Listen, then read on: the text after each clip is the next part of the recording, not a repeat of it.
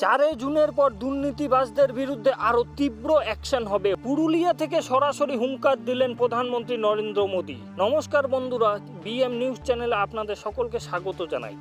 4 জুনের পর দুর্নীতিবাজদের বিরুদ্ধে আরো তীব্র অ্যাকশন হবে, হুঙ্কার দিলেন প্রধানমন্ত্রী নরেন্দ্র মোদী। পঞ্চম দফা ভোটের আগে রবিবার পুরুলিয়ার গ্যাংরা এলাকায় সভা ছিল প্রধানমন্ত্রীর। দুর্নীতি নিয়ে তৃণমূল ও কংগ্রেসকে জোড়া আক্রমণ করেন প্রধানমন্ত্রী। যে টাকা উদ্ধার হচ্ছে তা যত শীঘ্রই আমজনতাকে ফেরানোর প্রস্তুতি নেওয়া হচ্ছে বলে জানান তিনি।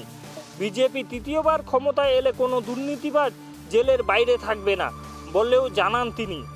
24-এ দাঁড়িয়ে বলছি, দুর্নীতিবাজদের জেলের বাইরে থাকতে দেব না। আমি মোদি আরও এক গ্যারান্টি দিচ্ছি, 4 জুনের পর নতুন সরকার তৈরি হতেই এরকম সব দুর্নীতিবাজদের জীবন জেলেই কাটবে। শেষে বাংলা ভাষায় তার হুঙ্কার, 4 জুনের পর দুর্নীতিবাজদের বিরুদ্ধে আরও তীব্র অ্যাকশন হবে, আর যে টাকা উদ্ধার হচ্ছে তা আম জনতাকে ফেরানোর প্রস্তুতি নেওয়া হচ্ছে বলে জানান তিনি।